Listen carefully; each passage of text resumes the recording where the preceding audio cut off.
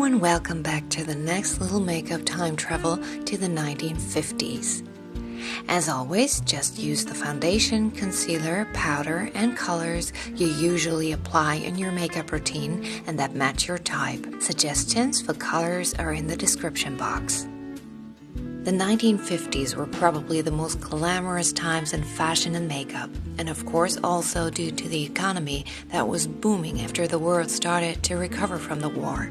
People enjoyed consuming again, and it was even possible to feed a family, have a car, house, and nice shoes without working in 3 different jobs. I know, it sounds like a joke today. During World War II, many women worked in factories to replace the men who were fighting at the front. Now that the war was over, they were asked to leave their jobs and turn to their jobs as wives and mothers again. A lot of women had immense trouble to cope with losing their pay jobs, since they were enjoying being independent, going out, and meeting other people at the workforce. As heavy the perfect life we near was built, as heavy was the makeup. Layers of foundation and powder were often applied along an impressive palette of colors. Upon a rich day cream, I've applied foundation, concealer, and powder.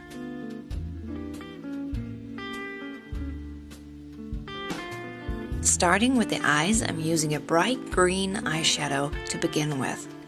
Blue shades were used for blue and green eyeshadows for green eyes. Today, a very questionable idea, but not so much anymore if you just try it once. Of course, women would also wear nude brown or beige tones. I apply a peachy soft shade in the crease and blend it in a light matte beige under the brows.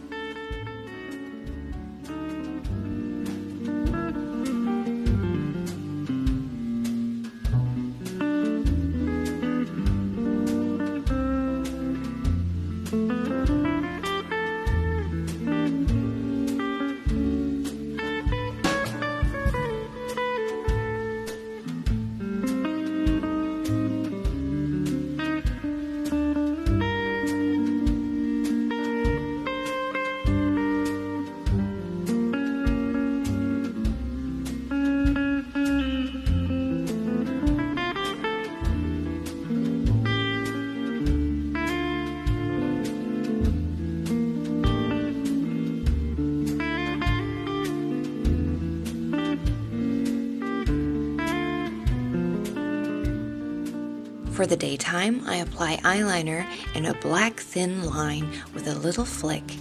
Be careful, eyeliners can sense fear.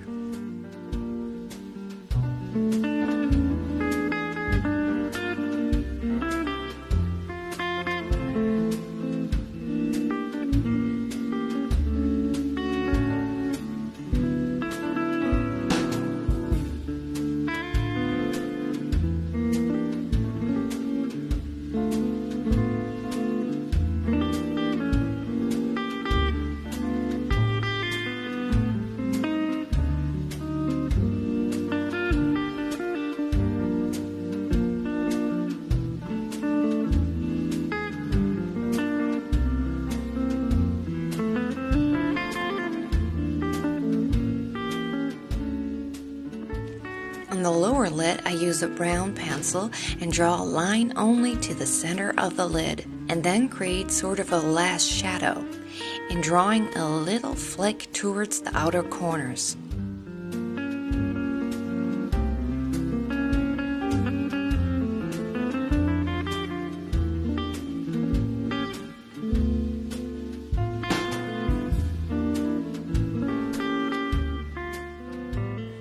Eyebrows were now often thicker than in the decades before and arched nicely with a triangle form at the outer curve.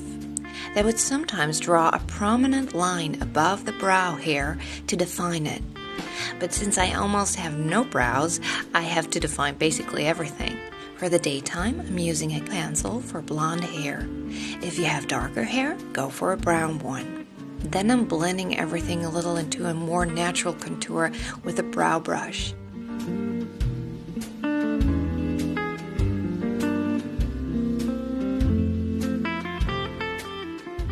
And don't forget to stay hydrated while finishing your makeup.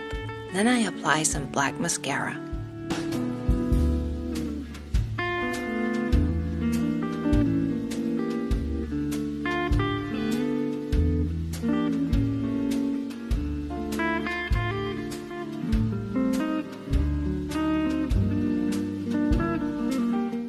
bring my nose in shape, I use a little matte brown eyeshadow.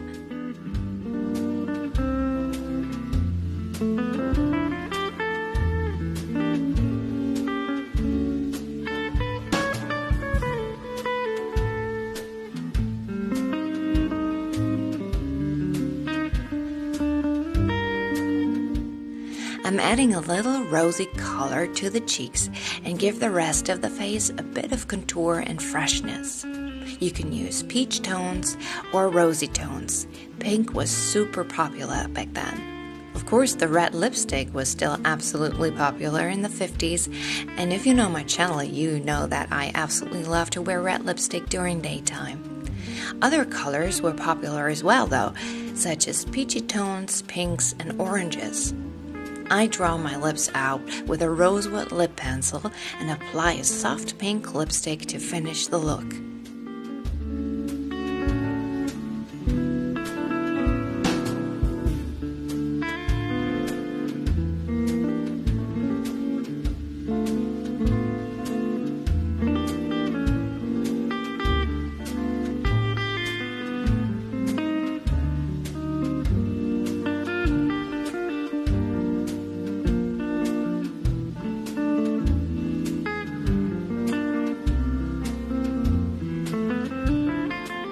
Now I'm ready to go, whether it's the beginning of the day or time for coffee or tea.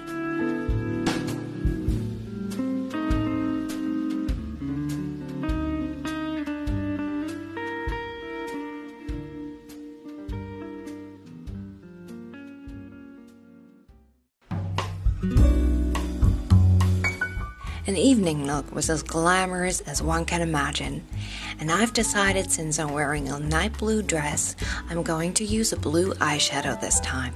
I give the lighter soft blue tone on the movable lid and contour the eye crease with a darker clear blue color.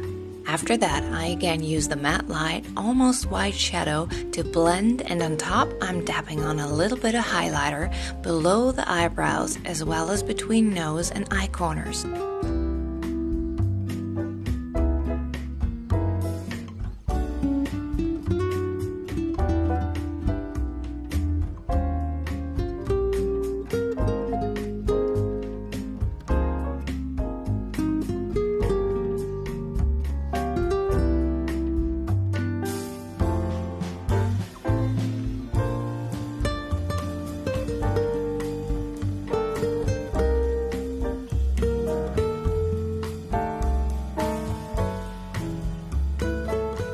The eyebrows can be a little darker this time, so I draw them with a brown pencil to create a clearer contrast for the evening.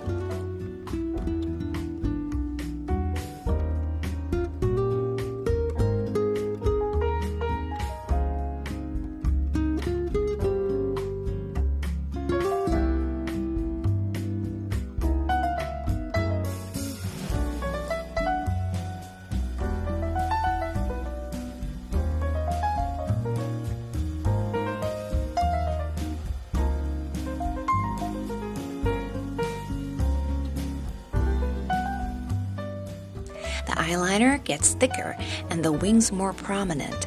And aside from all the glamorous looks, did you know that many families still had no refrigerator in the 1950s? Many still had little chambers with marble tops in them to keep the supplies cooled.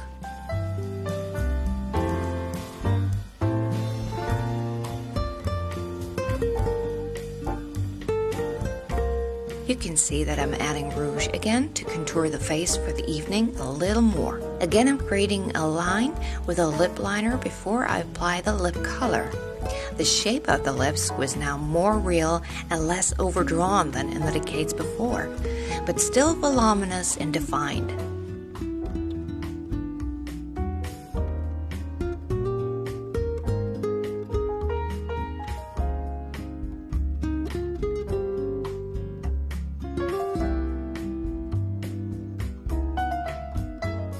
After I've applied my lipstick, I dab a little gloss in red on the center of the upper and lower lip to create more volume and shine.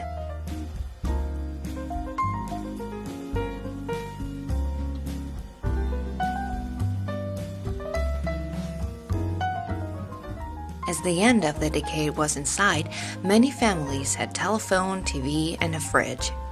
In spite of the better times after the war, there was yet another challenge to meet: the classification of people and rights. The civil rights movement was standing up against racism and inequality. Acts of nonviolent resistance and boycotts helped the movement to be finally heard. Even though the people of the 1950s looked positively into the future, the stability was also fragile. The Cold War was only one of many challenges, and as the decade ended, there was more to come. Stay tuned for the next step ahead in time and meet the 1960s. Thank you so much for watching.